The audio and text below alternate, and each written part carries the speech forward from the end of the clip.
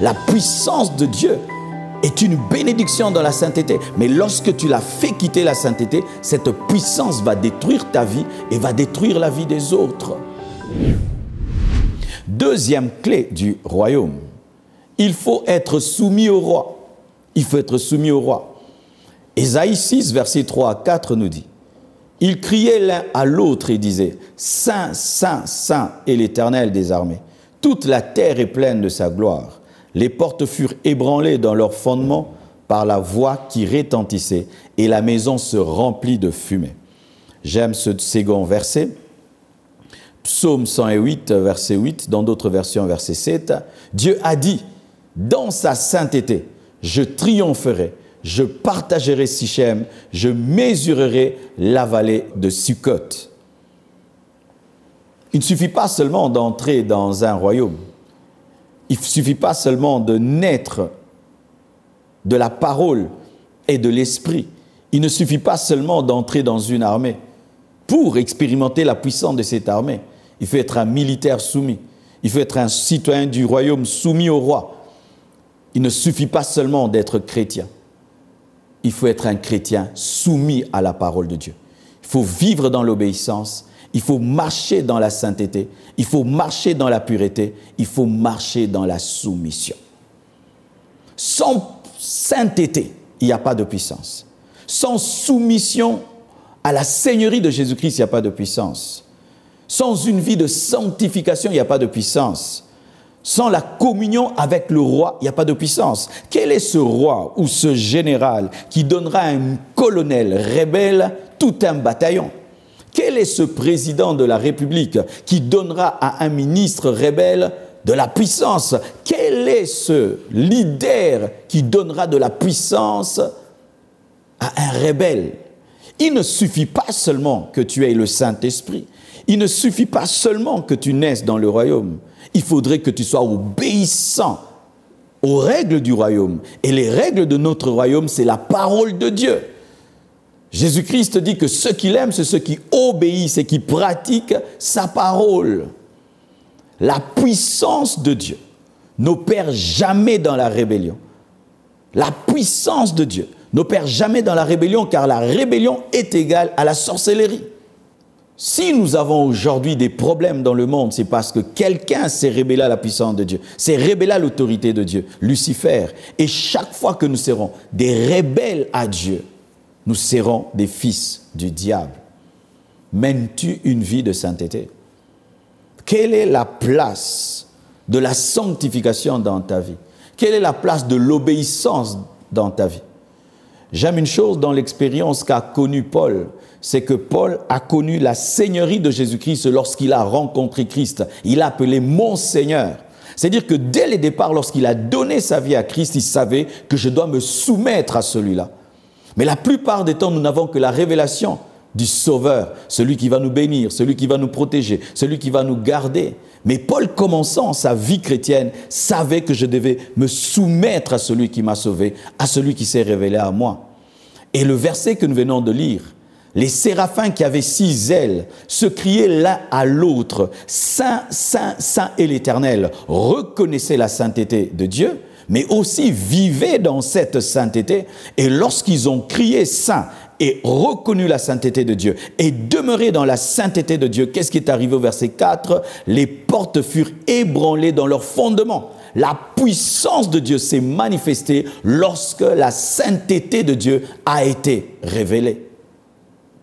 Et David dit que dans la sainteté de Dieu, il triomphe. Nous triomphons dans la sainteté. Nous ne triomphons pas dans le péché. Lorsque tu veux expérimenter la puissance de Dieu dans le péché, tu es comme un Samson. Samson pouvait coucher avec une prostituée et faire un miracle le matin. Samson pouvait coucher avec une prostituée et transporter une porte le matin. Samson pouvait coucher avec une prostituée et s'attendre à tabasser ses ennemis.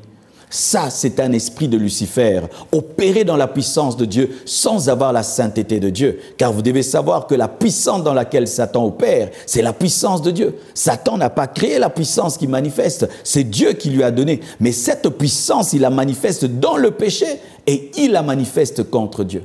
Tout homme qui vit dans la puissance et qui vit dans le péché opère dans une puissance qui contredit Dieu et qui combat Dieu. Je répète, qui que tu sois prédicateur, que tu sois musicien, si tu as la puissance de Dieu, mais tu ne la combines pas à la sainteté de Dieu, cette puissance de Dieu va travailler contre Dieu, comme le diable, comme les démons. C'est une puissance travestie. C'est une puissance qui sort de son lieu de manifestation. C'est comme le feu. Le feu est bon dans la cuisine. Mais si tu prends ce feu, tu le mets dans le plafond, eh bien, il te brûle la maison. La puissance de Dieu est une bénédiction dans la sainteté. Mais lorsque tu l'as fait quitter la sainteté, cette puissance va détruire ta vie et va détruire la vie des autres. Avoir la puissance, c'est bien.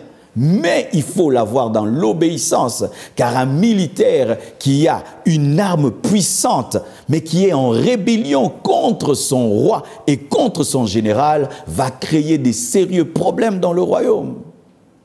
Ce qui fait, mes frères et sœurs, vous qui aspirez, qui jeûnez pour que Dieu vous utilise puissamment, recherchez la sainteté, enlevez le péché chéri de vos vies. Enlevez le mal de vos vies. Enlevez toute désobéissance de vos cœurs. Enlevez cela. Car si même Dieu répand sur vous son onction, vous serez comme une cuve percée. Lorsque je remplis ce verre et qu'il est fissuré, eh bien après quelques heures, je perdrai toute l'eau. Il en est de même d'un homme qui recherche la puissance de Dieu, mais qui a un péché qui refuse d'abandonner. Cette onction finira par baisser, diminuer et sera perdue. C'est pourquoi Dieu attend que tu puisses te repentir. Il attend que tu puisses abandonner le péché dans lequel tu demeures pour te remplir et t'utiliser. Tu vas croire des fois que Dieu ne t'aime pas, mais il t'aime tellement qu'il refuse de t'utiliser avec ce défaut de caractère, avec ce défaut que tu as dans ta vie, parce que s'il le fait, il va détruire ta vie. Car il y a une sorte d'homme qui est aveuglé par le fait d'être utilisé par Dieu. Comme Dieu m'utilise, donc il est avec moi. Comme je guéris les malades, donc Dieu est avec moi. Ce n'est pas écrit. La Bible dit en ces jours-là, plusieurs diront, nous avons prophétisé, nous avons chassé les démons en ton nom. Mais je leur dirai, je ne vous ai jamais connu. Dieu ne veut pas que tu sois aveuglé par sa puissance. C'est pourquoi il attend que tu te répandes pour t'utiliser. Et il sait que lorsque tu auras maîtriser l'obéissance et qui va t'utiliser, tu ne seras pas aveuglé par le fait d'être utilisé, car tu sais que Dieu peut t'utiliser même si tu n'es pas en communion avec lui, seulement parce que tu es devenu son adresse, seulement parce que tu es un instrument. Il a utilisé une ânesse. L'ânesse de Balaam a prophétisé, mais vous ne verrez pas l'ânesse de Balaam au ciel. L'ânesse de Balaam a une vision, a vu un ange. Il y a des hommes qui, jusqu'à leur mort, ne prophétiseront jamais et ne verront jamais un ange. Mais l'ânesse de Balaam a vu un ange. L'ânesse de Balaam a prophétisé, mais allez chercher, lorsque vous irez au ciel, il n'y aura pas l'ânesse de Balaam. La Bible dit même qu'une pierre peut louer, qu'une pierre peut adorer, mais vous ne verrez pas cette pierre au ciel. Donc, être utilisé par Dieu n'est pas la condition sine qua non, ou bien le signe que tu marches avec lui. Faites très attention. Faites très attention. C'est pourquoi lorsque Jésus-Christ a donné à ses disciples le pouvoir de chasser les démons et qu'ils sont revenus heureux de l'avoir fait, qu'est-ce que Jésus leur a dit? J'aimerais vraiment lire ce passage très important. Matthieu 7, versets 21-23. Lorsque j'étais un jeune converti et que j'avais lu ce verset, j'étais choqué. J'étais choqué parce qu'en ce temps-là, ce qui était important pour nous, c'était faire des miracles, chasser les démons. Et quand j'ai lu ce passage, j'ai été brisé. Matthieu 7, verset 21. La Bible dit, « Ceux qui me disent « Seigneur, Seigneur » n'entreront pas tous dans le royaume des cieux, mais celui-là seul qui fait la volonté de mon Père qui est dans les cieux. » Plusieurs me diront ce jour-là, « Seigneur, Seigneur, n'avons-nous pas prophétisé par ton nom? N'avons-nous pas chassé les démons par ton nom? N'avons-nous pas fait beaucoup de miracles par ton nom ?» Alors je leur dirai, ouvertement, je ne vous ai jamais connu, retirez-vous de moi, vous qui commettez l'iniquité. Comment Dieu peut m'utiliser alors qu'il ne me connaît pas? Comment je peux faire des miracles au nom de Jésus sans qu'il me connaisse? C'est lorsque tu opères comme un serviteur sans être l'ami de Dieu. C'est quand tu opères comme un serviteur sans être l'épouse de Dieu. C'est lorsque tu opères dans la puissance, mais dans l'iniquité, dans des péchés conscients, dans des péchés que tu gardes. Et là, il te dira qu'il ne t'a jamais connu parce que tu as été un bénévole.